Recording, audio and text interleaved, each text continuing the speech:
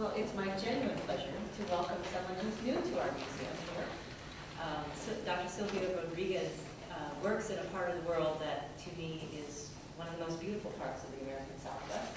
And I had the joy as a youngster to go there and visit relatives who, in fact, live in the area of Bernalillo, right on some of the water canal systems and water management areas that she's to address today.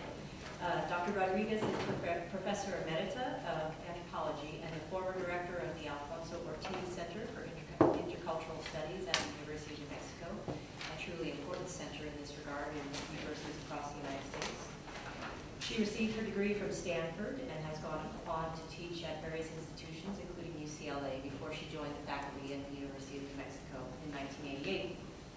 Her research and writing has focused on the interethnic relations and ethnic and place-based identities in the upper Rio Grande Valley of New Mexico.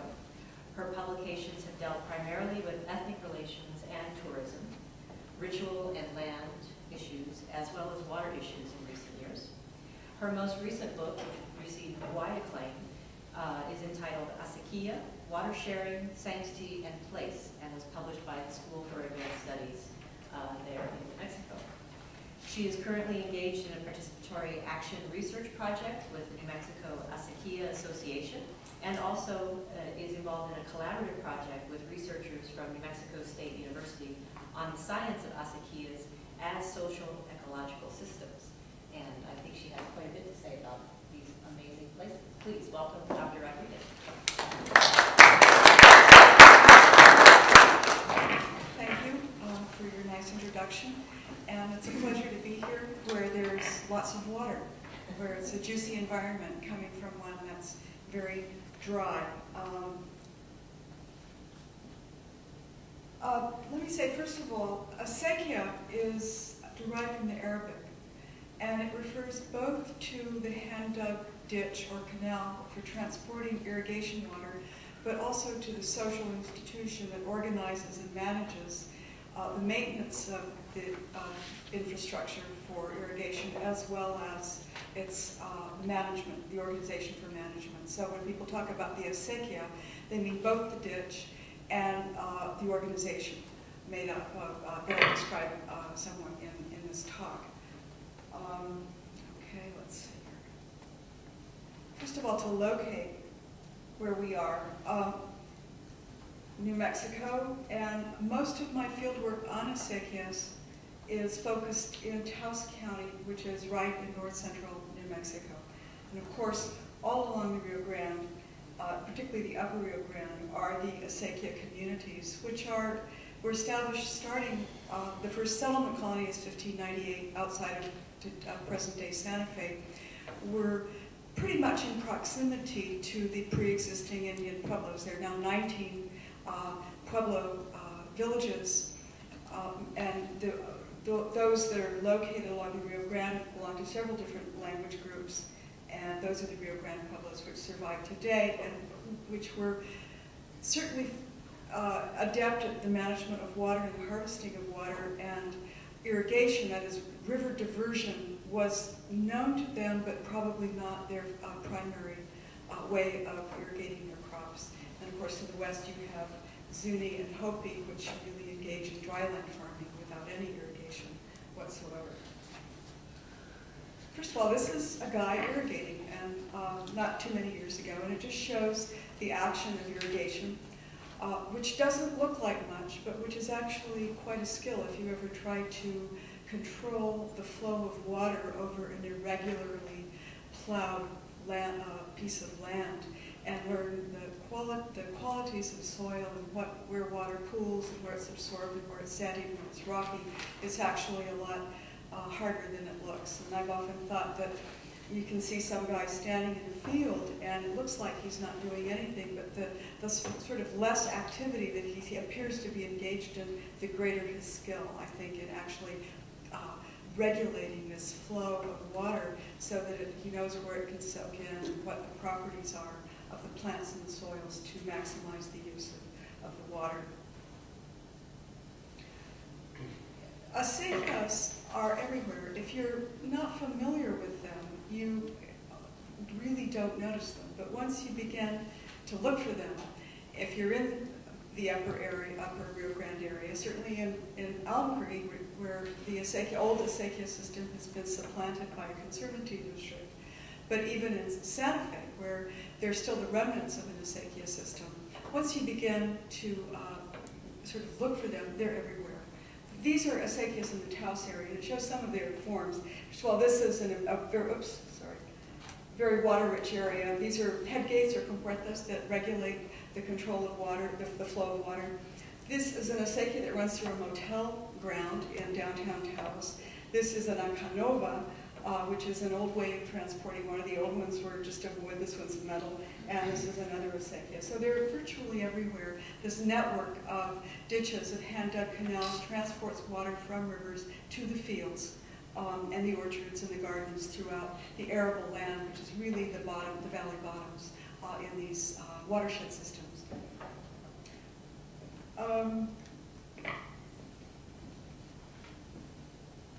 This shows several things. First of all, the acequia organization is made up of parciantes, or people who own water rights, and who, if contributing and members in good standing, must contribute physical labor to the maintenance of the system, which right about now, actually as we speak, there are probably acequias that are getting cleaned, and it's done by communal labor. Every parciante must contribute labor or send a son or a daughter now to do it, or else pay a peon to go in his stead to maintain the ditch. And this shows actually a during they're cleaning it, and then afterwards you see the cleaned area.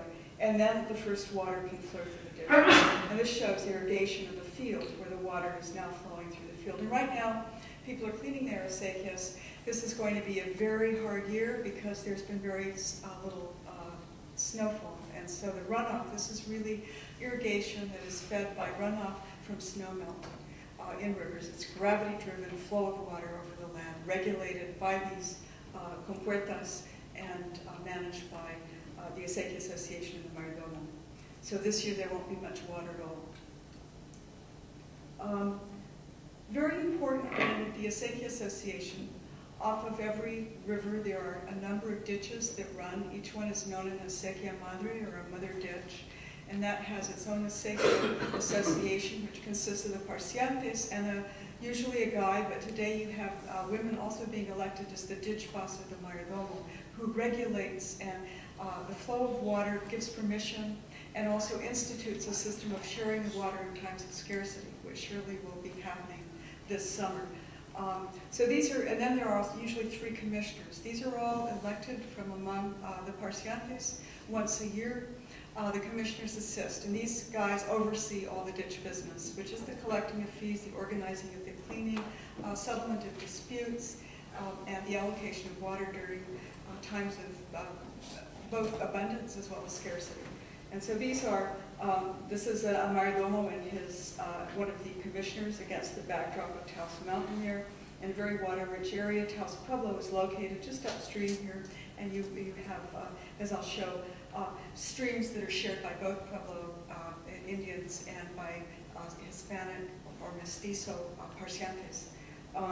This is a modern-day compuerta, which is a head gate near the town of Taos, which usually they're now, the early ones were just wood and stone structures, and then they were hand-built wood, and now they're cement and steel, and they often have these wheels as well as chains to lock them. This is a woman Mayordomo. I have a series of Mayordoma, which has now come in more. The ditch has really advanced world, but more and more women now are certainly have always been irrigating and helping to do the labor, but helping to manage the ditches. And she's sitting near a compuerta that she obtained while she was the Mayordomo. This is the irrigated landscape of northern New Mexico, and this shows on one hand a milpa, a cornfield, and of course there will be ditches running along here to feed the field, and running along the furrows as you saw in the first photograph. This is plowing. You don't see very much. This is maybe 15 years ago. Now, of course, plowing is done with a tractor, but again, you see these fields being prepared. This is the valley of Valdez, or San Antonio, and what this shows is the long lot land form. These lands were settled starting in 1598 with the first settlement colony, and There is a ditch that runs along this side of the valley, one that runs along this side of the valley.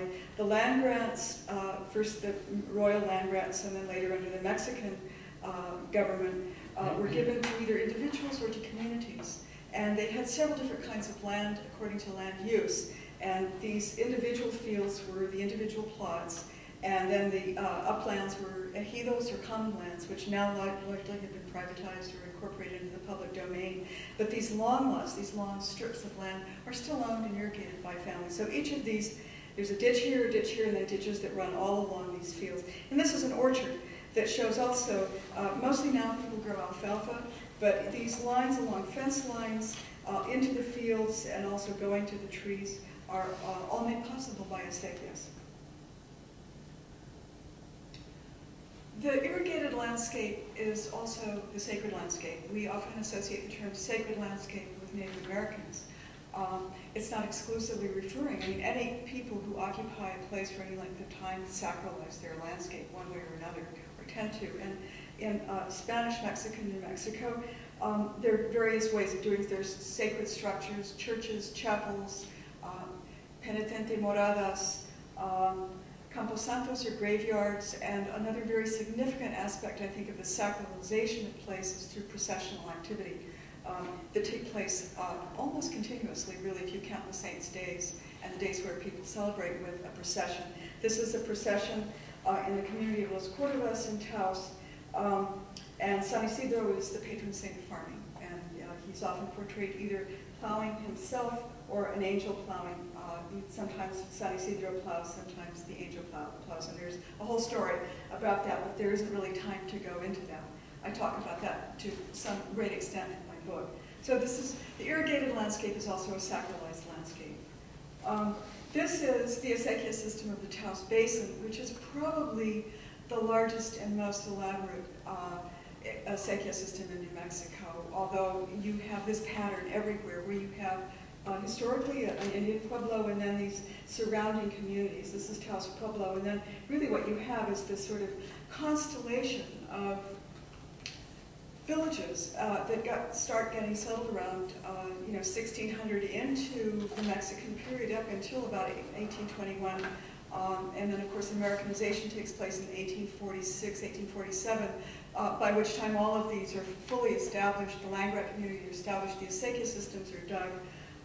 What this shows are where all settlement takes place is really along the streams. The Taos Basin is fed, the central basin, by 5 streams, Taos Pueblo being located upstream along one of them, and then each of these little communities, each dedicated to a patron saint for which it takes its name. And one of the first acts that is done in the colonial settlement is the digging of the ditches. And this takes place in the Yaqui settlement colony. It's described how probably with coerced Indian labor, and then eventually by the settlers themselves beginning to dig to establish a foothold in this extremely difficult, harsh, arid environment where you could not really survive without the diversion of water and the maintenance of the system and the kind of cooperation that's required in managing these waters essentially as a commons. There's also this constant competition that goes on in an arid environment. Anyway, what you have here, all of the red, that if you can see them, are the mainstem ditches. These are not all of the laterals that are on individual properties, but there are virtually, the system is such that almost every square meter of arable land in the basin is reachable by an acequia that is diverted off one stream or another. Sometimes properties are fed by more than one ditch from more than one river. This is the same system in black and white, and just shows you essentially the same information. And some of the major ditches in the Taos Basin are named here. The Rio Pueblo de Taos and the Rio Lucero are what some of my own work focused on, partly because these river systems are shared by irrigators both at Taos Pueblo and by surrounding irrigators in the surrounding Hispanic villages. This is, I think, the oldest continuously operating water management system in North America, are the acequia systems, established starting in 1598 and still operating today. What this shows, and the principle, of course, the system that was brought from Spain, where it was heavily influenced. First, the infrastructure to some extent by the Romans, but primarily by the Moors, who of course occupied Spain for 800 years. So much of the vocabulary of the ditch is actually derived from Arabic. Acequia, Noria, many of the terms are Arabic derivations. So they brought with them, of course, a whole system of rules and also the technology, which then is adapted to the local environment. And clearly, there is some degree of syncretism with the Pueblos, who have this consummate environmental knowledge, but who are not reliant primarily on gravity-fed irrigation, but have a sophisticated suite of water management techniques and water harvesting and capturing techniques. I think one of the things we know very little about is the actual, what I would call hydraulic horizon, as to how these mutual old world and new world water management systems affected each other in the first couple of generations. I don't think it's accessible, particularly archaeologically, in this region. They're working on it. But clearly there was a lot of mutual influence, and the Acequia system and the continuing reliance, increasing reliance on irrigation plus the animals and the plants that they brought transformed Pueblo agriculture. What this shows, and one of the principles, and I think you see this in the Moorish system as well, is a system in which in times of scarcity, water is always shared. It's not a zero-sum game, so that one person gets all the water. Now, people cheat and fight and kill each other over the water, but there is an underlying system which some would call a moral economy that regulates the sharing of water. These two maps show two kinds of sharing of water on the river system in Taos. And one is along the Rio Pueblo de Taos, in which Taos Pueblo gets the water for 3 days, or 3.5 days a week, or 4 days a week, and the downstream acequias get it for the rest of the week on a rotational basis. On the Rio Lucero, it's proportional, so that the community of Arroyo Seco, the community of Taos Pueblo and El Prado, more or less all get roughly a third of the river. And you have these diversion structures that divide it into thirds. So in times of scarcity, each community has its own reparto, its own customary way of sharing the water that really has been worked out over generations of conflict and competition and cooperation. So that when there is no water, or almost no water, they actually find a way so that everybody gets a little bit, to the extent that it's physically possible. And this becomes important in the larger context that I'll get into in a minute. So what you have with the acequia systems in New Mexico, which really belong to a family of what anthropologists call autonomous irrigation communities, which exist all over the world, that operate on very similar principles, it's been discovered, which is really, in one way of putting it, is that water is treated and governed as a commons.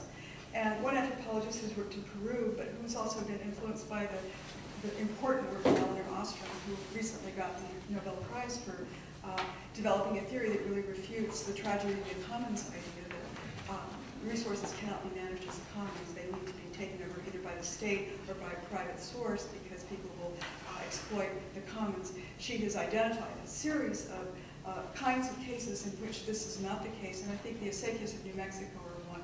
Autonomy, which means that they're autonomous in terms of they manage their local water. These communities really belong usually to subaltern minority populations within nation states today, so they're not politically autonomous, but their water management is. Uniformity, there is a kind of uniformity throughout the system as to how irrigation is conducted and how the system is laid out. Contiguity is that the irrigated parcels are contiguous along the stream of water. Proportionality, everyone gets water proportional to their acreage and also to their contribution to the system, which is based on how much they irrigate. Regularity, there's a regulation and a regularity to the process. Transparency, if anybody's cheating, everybody knows right away. And there is usually a way for settling disputes. This can also be called a moral economy, which is not restricted, I think, only to the division of water, but also, I think, pervades other aspects of interaction and social comportment that are part of these communities and are essential to these communities. Although, when American system came in, there was a period where the water law changed. How water is distributed and run in New Mexico is much in conformity with how water is regulated in the western part of the United States. But acequia communities and their internal operations really were preserved and still operate to a large extent with some changes, as they did at the time of before the Americans came in. So they're on the one hand autonomous, but on the other hand they're recognized as subdivisions of the state. So their internal governance is really along these lines of sort of a moral economy of using water as a common pool resource, but at the same time as subdivisions of the state, they're subject to state water law, which is really, in many ways, although all of the western states have their own internal water law, there are certain things that pervade throughout the West. This is the state engineer, who was appointed by the governor and who I think is currently, although our new Republican governor may appoint another state engineer, we don't know, but he is still, I think, the state engineer. He really is in charge of all the water in New Mexico, and some would call him as always the second most powerful person in New Mexico, the governor being the first. This is the state engineer addressing a Congreso of Acequia Associations, and I just show sort of, there is both a cooperative and an adversarial relationship between the state engineer in his office and these autonomous irrigation communities, and this is part of his new system of administering water, which is not going down too well with a lot of the acequia associations. This is something that has been developed itself by the New Mexico Acequia Association, which is sort of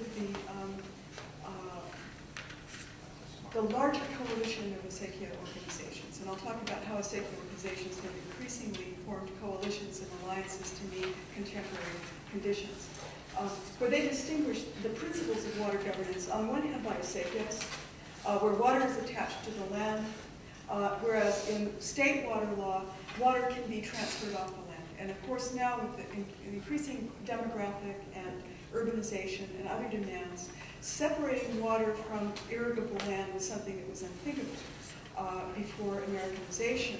Today you can actually buy somebody's water rights and transfer them off of their land and put them to other uses. And so there's an increasing water market, partly because, and I'll talk also about that in a minute, in Western water law, prior appropriation governs, which is first in right, first in time.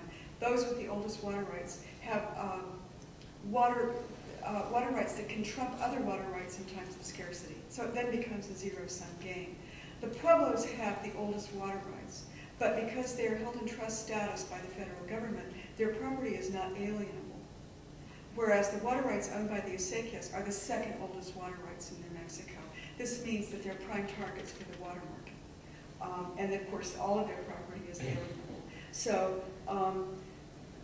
they can be transferred and sold like property, which is increasingly done. Water rights determined locally, forfeiture of water rights by state. If you don't use them for 4 years, you can lose them. You forfeit them to the state. The Pueblos, on the other hand, do not have to prove that they're using them in order to retain their water rights. Self-governance, decisions by centralized bureaucracy, repartimiento, equity, flexibility, indigenous knowledge, strict priority of administration, static, technocratic knowledge. So you've got these very different systems and philosophies, and really, in some sense, moral economies of water management, operating in some sense in cooperation and very much in opposition to each other. Water rights transfers.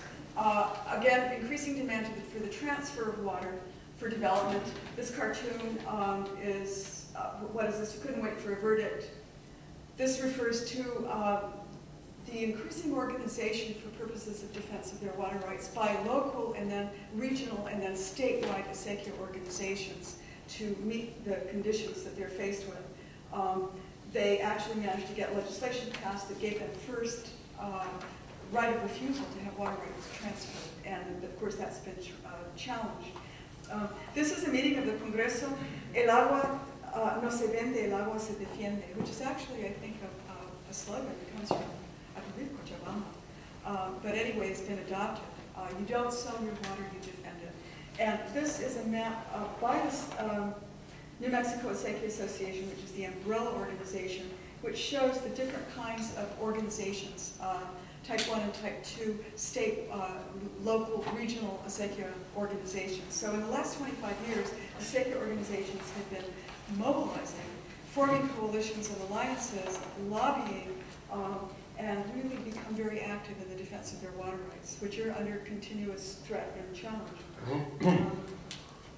In the Middle Rio Grande area, which includes Albuquerque, a conservancy district went in, and that's an extremely powerful centralized water management bureaucracy that really preempted the local traditional Seiki associations as well as public organizations, and they fought it, but it operates now. But now, old ditch associations, ditches within the South Valley of Albuquerque, which is sort of like East Los Angeles to Albuquerque, it's like the large Mexican rural area of Albuquerque, have begun redigging their ditches and reorganizing because they feel the Conservancy District is not delivering their irrigation water, and also to prepare for the water rights adjudication, which is a process that I'll get to in just a minute. This is a very important thing. Of those of you, how many of you have been to the Southwest? The first thing anyone from a green area notices when you touch down in that weird little airport in Albuquerque is how dry it is. And it's an extraordinary thing to come from a water-rich environment to realize what it means, and a lot of people don't get it right away, what it means to live in an arid environment where every drop of water counts. And if there were enough water, if there was much water in New Mexico as there is here, Albuquerque would be like Chicago. Los Angeles becomes Los Angeles only because you can take water from the Colorado River and pipe it to California. The aridity, the scarcity of water has shaped human activity and social interaction and social organization in fundamental ways since before Europeans came in the Southwest. It's an overriding fact of life. And this is the 100th meridian, which William Powell and then later Wallace Stegner makes famous, which really divides the East from the West. And this is the rainfall. And this 100th meridian, once you go past that, you're in the West. And it's a different world. And that's where water is scarce and where you would not have large-scale agriculture. You would not have cities if it weren't for the Colorado River and what's been done with it, which I'll get to in a minute. Here, you don't really worry about it. I mean, I can't believe coming here the sort of casual attitude towards water. Not that you don't have water issues here, but it's just a very primary fact of the difference between the East and the West in that respect. Now I get to part two, which is sort of the bigger picture. The Colorado River is nothing like the rivers around here. It's nothing like the Mississippi, but it is the largest, most divided river in the West, without which you would not have water, the kind of agriculture you have in California, in Arizona. You wouldn't have the cities of the West. And in 1922, in the 1920s, folks got together. I guess Hoover was the head of this Colorado River Compact, which really divides up the river among 7 states, and then creates these dams, Hoover being the most famous, to divide the water of the upper and the lower basin. California gets the upper basin and sets off the water wars between California and Arizona over that involves issues of prior appropriation and who gets what water. New Mexico ends up getting a proportion of that. Hoover Dam is, of course, the major dam that moves in, but there are many other dams, Glen Canyon Dam, that are really implicated in the dividing of the Colorado River among these 7 states that allows for growth of any kind in this region, and that really also generate electricity. So this is what makes possible the population of the West on a large scale. This is the Colorado River. This is the Rio Grande River in Taos, this drop of about 800 feet. Part of the story here is how do you get water from the Colorado River to the Rio Grande corridor, which is where all of the growth will be taking place and cannot grow without more water, when the Colorado River does not even run through the state of New Mexico. It's called the San Juan Chama Diversion Project, which was to build 25 miles of pipe, bore through a mountain, transfer water from across the Continental Divide, through the San Juan, which is a tributary, into the Chama, a tributary of the Colorado, into a tributary of the Rio Grande, set up reservoirs to store water and to run it into the Rio Grande, so that Albuquerque and Santa Fe and Taos and everything else can grow by bringing in new water. This kicks off water rights adjudications. This is, first of all, the Colorado River apportionment. New Mexico, in this account, gets 11%. California gets the lion's share. Colorado gets a fair bit. Arizona and California have had water wars over this. And this is the utilization, still mostly for irrigation.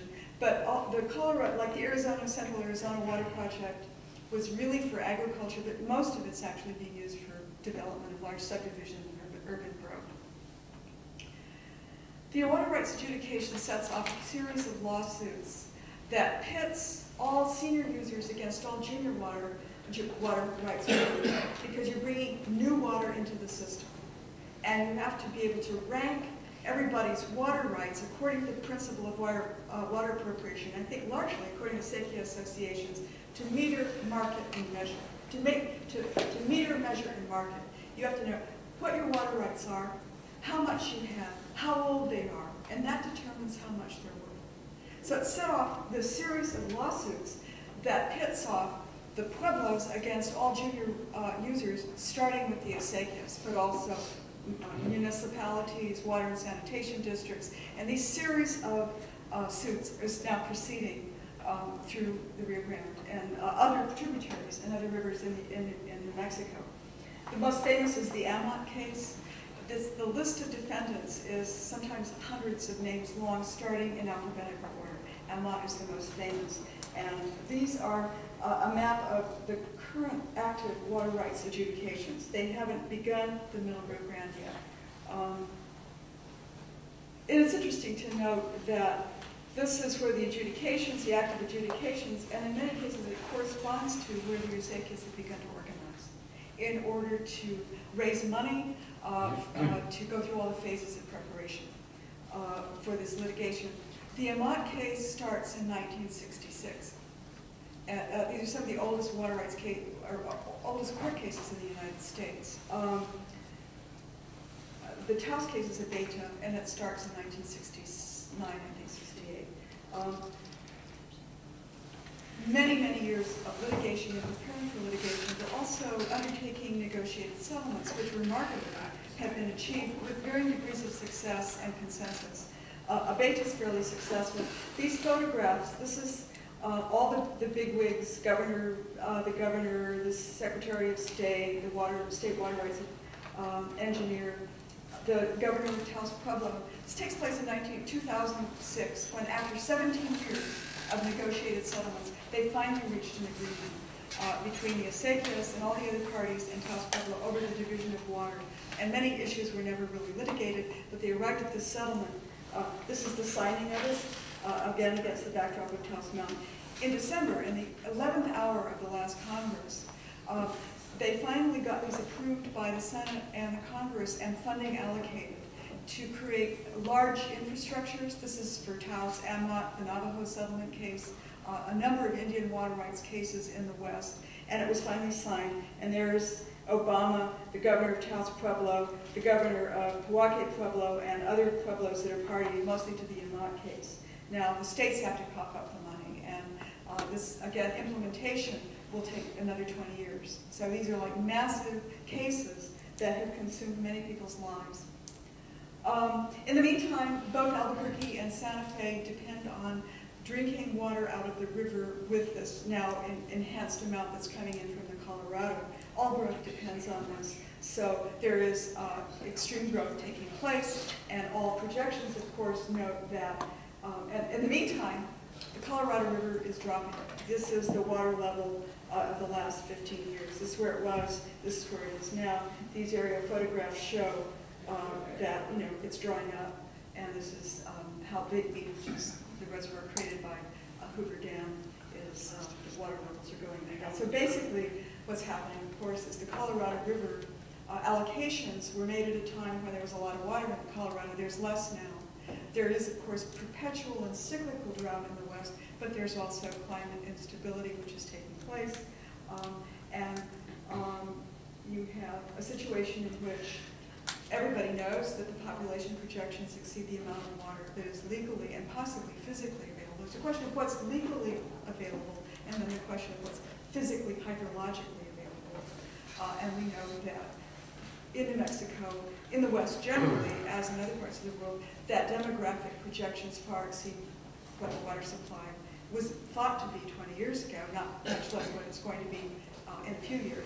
So basically, that's the water buffalo of Nevada, who is now predicting, water-wide. This, you're talking about the Colorado compact here. This is New Mexico.